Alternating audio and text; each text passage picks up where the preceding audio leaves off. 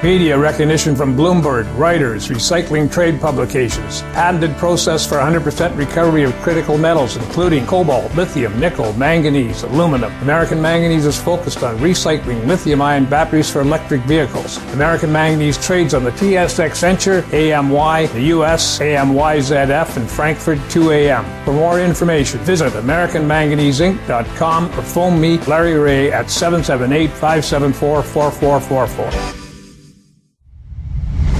You're listening to HowStreet.com radio, available online at TalkDigitalNetwork.com. Welcome to HowStreet.com radio, the online source for market opinions. Here is Jim Goddard. My guest is home ownership consultant Ross Kay from WealthyHomeowner.ca, Canada's authority on home ownership. Welcome back to the show, Ross. Thanks for having me back on, Jim. Ross, Ali from Mississauga asks, the government is requesting ideas on how to accelerate the creation of housing for my generation. What would Ross's top 3 ideas be for doing so? Top 3 ideas. Government. Okay, so number one. I think the word is probably affordable as well. Yeah, okay. So the number one thing that the government has to do is the government has to become educated in housing markets and how housing markets function. So you can't resolve a problem when you don't know what causes it. So if you don't know the cause for house price inflation, then you're never going to be able to solve the problem. And that's the very first thing that the government needs to do. Now, of course, I realize, Ollie, that if the government does that, it also means that they have to admit that all of the reports that they've been putting out for the last 50 years are false. And they would have to admit that house prices don't actually change in a month. They would have to admit that Emily, CMHC's automatic computer appraisal facility, it has been calculating appraisals wrong. And that's something that I don't know if any government would be able to do. You need a highly ethical government. You need a leader who is willing to accept paying the price for the mistakes of the past. And I think, as you know, finding a real leader, a leader in anything like that, is very seldom found in life. And certainly I don't see it in our current political leaders. I don't see it I had real high hopes for Romy Bowers when she took over CMHC. I saw a woman, which to me, women are more open to admitting the mistakes of their corporations or their businesses. I saw a former chief risk officer for CMHC, so someone who would have been, gobsmacked, realizing that they're insuring housing prices higher the next month when house prices don't actually rise. But for whatever reason, I think it's a culture in government. It's a culture in CMHC. They don't want to, even be inquisitive any longer. So that's the number one thing I would do. The number two thing I would do is I would ask for someone to supply me with the data and the math that shows what the consequence of a declining housing stock growth rate is. I would ask someone to show me the relationship, the direct one-to-one relationship that exists between the housing stock growth rate and the average price of homes. I would ask someone to provide it and to prove it. That would be number 2. Number 3 is, which is really quite simple, I would tie transit dollars, so transfers from the federal and the provincial governments to the municipal governments. I would tie all transit dollars to a housing stock growth rate. I would demand that every municipality across Canada grew the number of backyards in their municipality by 10%. So if your city has 50,000 backyards right now, you've got to find a solution to create 50,000 new ones. I don't care if those backyards are semis, if they are townhouses where it has a functional, closed-in backyard, or a detached house. I don't care which one it is. I don't care the size of the detached house. I need a minimum of a 32 by an 80-foot lot, but other than that, I don't really care. And I need each municipality to show me a plan how they are going to increase the number of backyards in their municipality by 10% over the next 5 years. Now, all that means is that they have to immediately designate 10% growth in backyards. Doesn't mean they have to build the houses there. It means they have to create a plan to deliver them. If that means extending your outside boundary of your municipality, so be it. If that means remediating older housing stock, that let's say you have a housing stock that has 60 by 150 foot lots, and you want to remediate that into 32 by 80s or 32 by 100s or 35 by 100s. Hey, no problem. That's not a problem. There are many older subdivisions in Canada that are set. They should have begun to be remediated about 20 years ago. The moment that a public school begins to have a declining enrollment, the government should be automatically targeting that neighborhood to remediate their housing stock. You're allowed to give those people a long, long window to make their plans. Like there's subdivisions here in Burlington now that are 50 years old. Okay, there's one that's 60 years old that would be perfect to be remediated. But you need to give those owners, 15 years advance warning that we're going to change your zoning.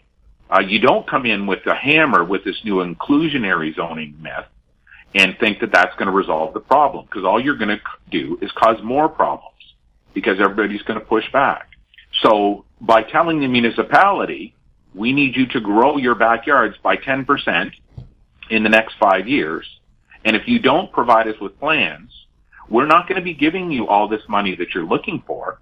You're going to have to find it somewhere else. Now, I would also tie my federal and provincial transfers to the municipalities with property tax. It is unethical, in our opinion, for a family earning $60,000 in one city to pay a higher share of their income or even higher total property taxes than a family who's earning 3 times or 4 times or 5 times that amount in another city. It is simply unethical. I mean, that is, as we said in the show maybe a year or so ago, property tax assessment, market value assessment was a scam the minute it was released. The only people who wanted it was the realtors, because the realtors didn't want property taxes to be attached to the land. They wanted it to be attached to the building. And by attaching it to the building, it meant the properties with lands had lower property taxes, which made it the more tradable. So those would be the top 3 things that I would say, Ali, and I probably could sit down and write another 20. But I would also say that if you don't challenge us, meaning us, when I'm making these recommendations, then you're not qualified for me to give these recommendations to you. You should not. A government should never believe any stakeholder in the real estate sector when they put forward a recommendation. They should demand proof that what is being offered is sustainable through a peer review. It should be published. So whatever I'm recommending, the reason we put our right to own program on rossk.com for all the government to see was because the governments put out flawed foreign buyer taxation models. Their models have now, 3 and 4 years later, all been proven not to work. Had the government not looked at our program or instituted our right to own program that has been published online now for years, had they not come to us and said, hey, okay, we see this program, prove to us that it works. Well, we could go within the housing market, the data from the housing market, and we could show the government this is how the math works. This is why you would curb this problem. And they could say whether or not what we're saying is the truth. They've never done that. That policy has been online. Now we're hearing the provincial governments want the federal government to bring in a foreign buyer tax.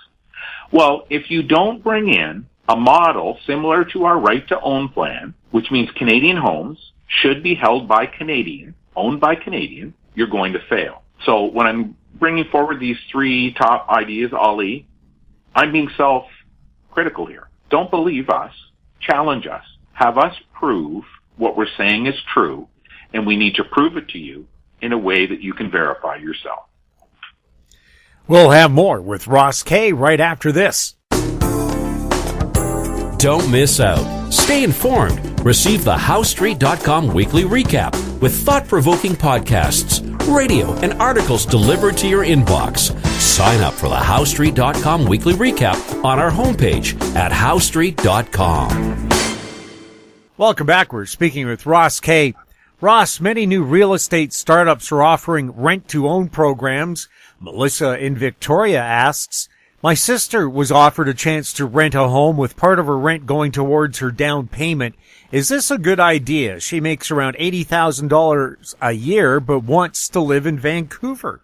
Okay, so here's the problem that your sister has.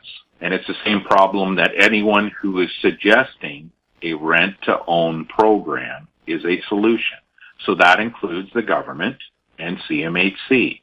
They are believing myths that were created in the late 80s, early 90s, in order to allow real estate agents to sell homes in markets that are extremely hard to sell in. The rent-to-own programs did not exist before that. That was a brand new phenomenon at the time. That means all rent-to-own programs are structured in such a way that the person delivering the program makes a profit, whether it's a landlord, or it is a real estate brokerage, or it is a so-called real estate tech startup, which is a joke to me anyway.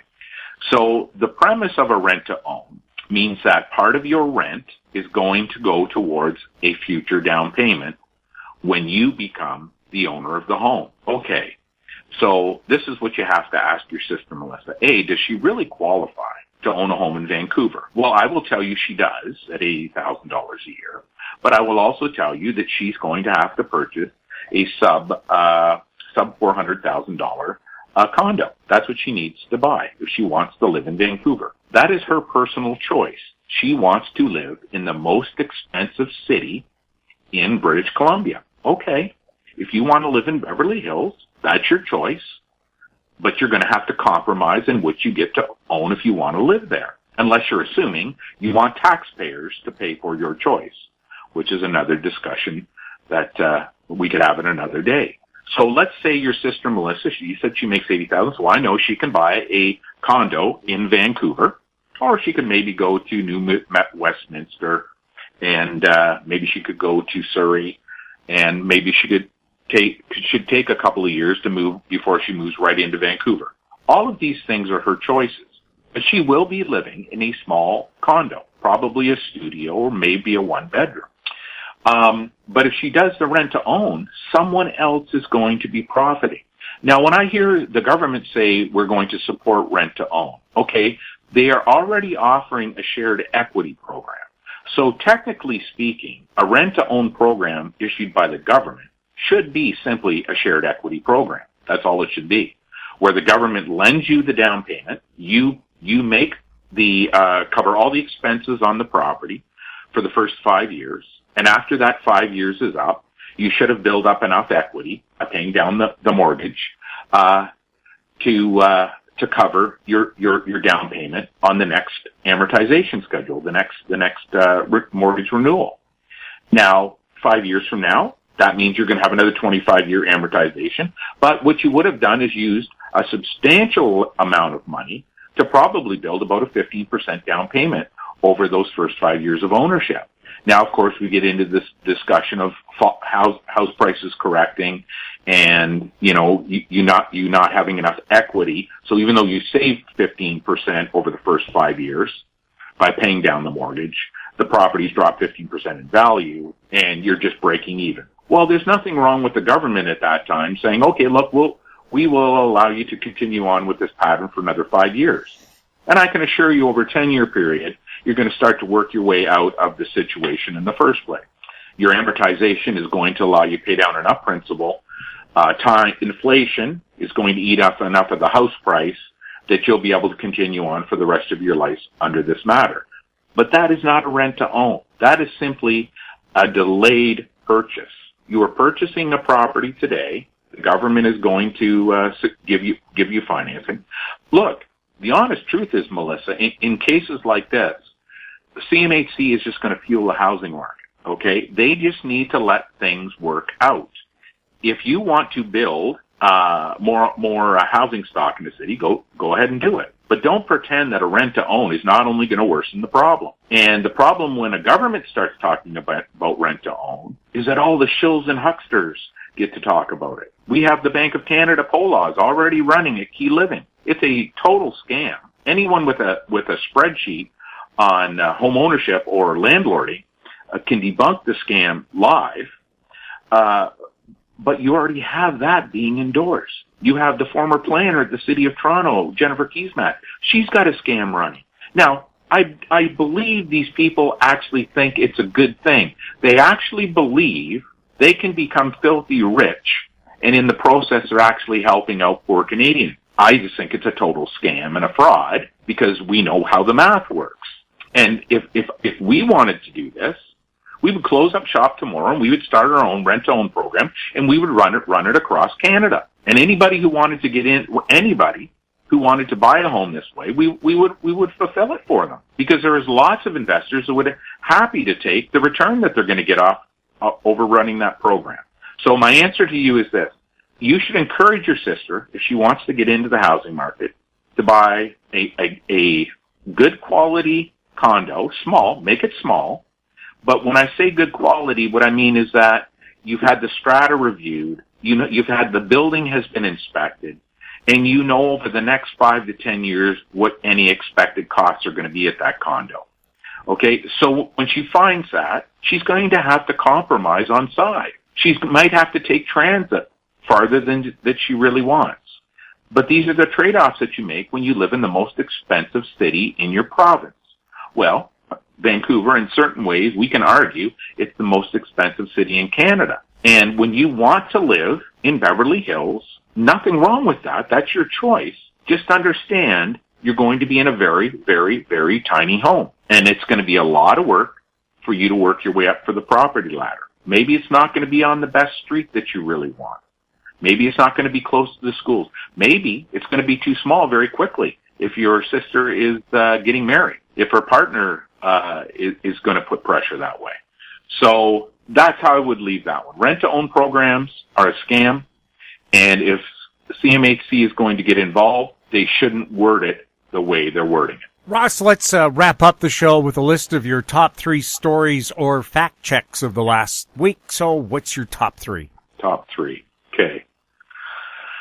JSON17XXX, member. Okay, so this is what I would really like to end this year with, and possibly my time on House Street. I would like to end that with here on the show. We just provided a strategy for a young family that's living in Guelph, Ontario, and they have a combined household income of $105,000. We have just provided them a strategy to change cities. They can still visit their parents with no problem.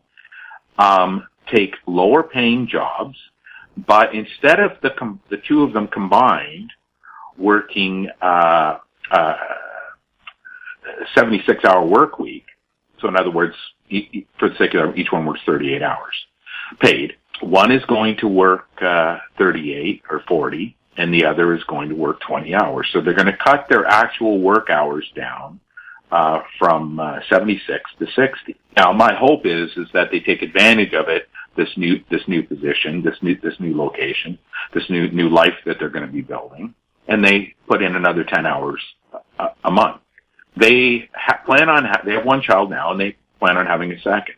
So because they're moving to this other location, their income efficiency, they currently rent, so that means their current income efficiency where they're living is only at 68%. In other words, 68% of the money they earn, they're able to maintain at the end of a month, sake of the argument. The hard costs, with the hard costs removed. By moving to this new location, they're actually going to have 104% of their income being maintained. So you do the math, folks. 105 105 to 62, and then you multiply it out. 68% for the 105 and 104% for the 62. They will be living a higher quality of life in this new location. They will be having less stress at their jobs. They will have more free time, and the home that they're living in is phenomenal. So they are setting themselves up for life. That is my number one.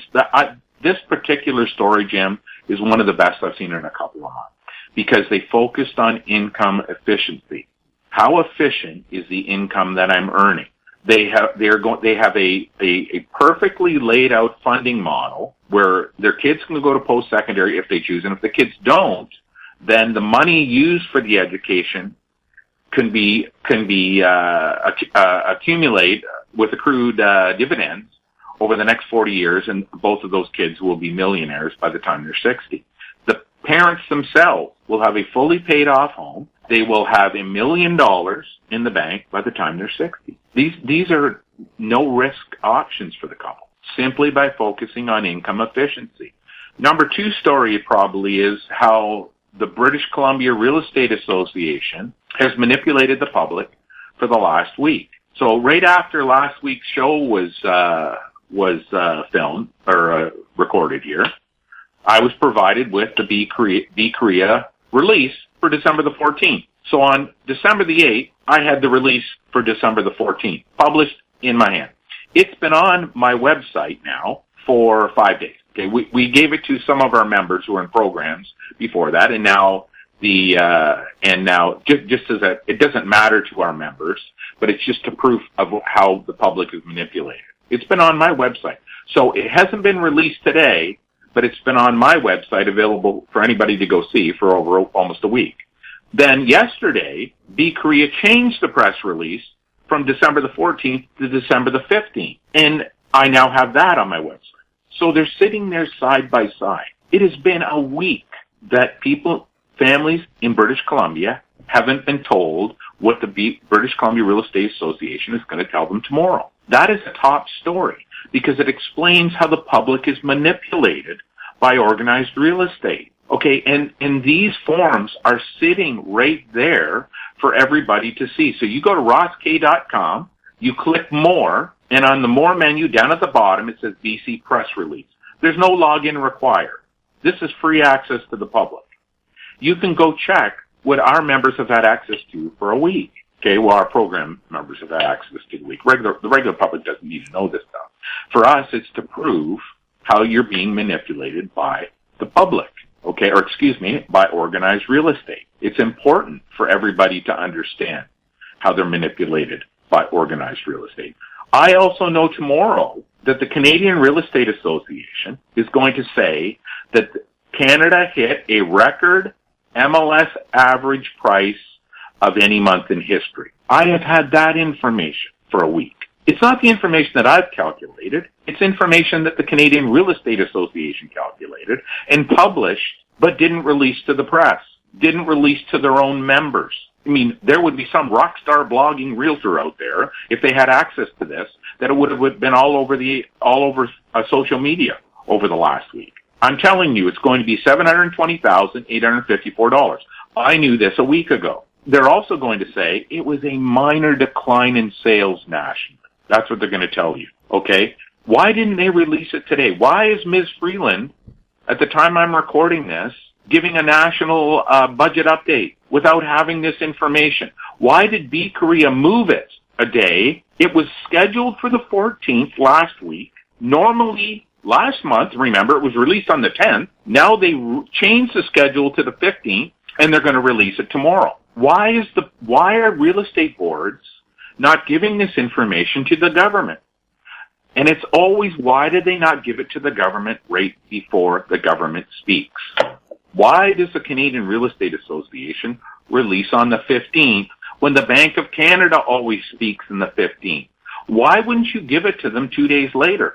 I've had this for a week from Korea. I've had it for a week.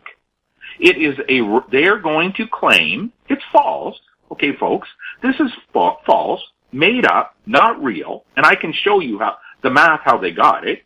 They're going to claim prices had our national record high of $720,584 on a sales decline. Well, obviously the sales decline is because the trading cycle is rolled over.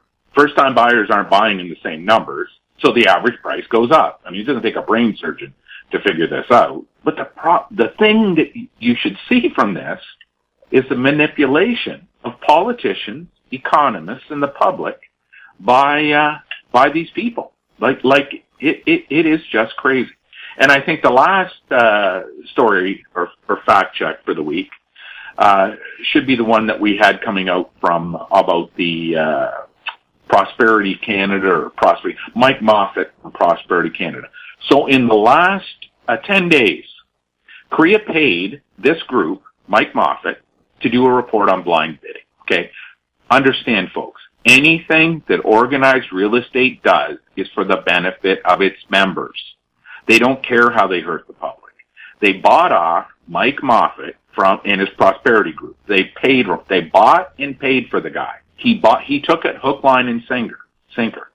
But what I'll tell you he doesn't know is that in the last 10 days, his report has been used 14 times by different organized trade associations across Canada and to try to legitimize the maintaining of blind bidding. He has been used as a tool and a pawn by organized real estate.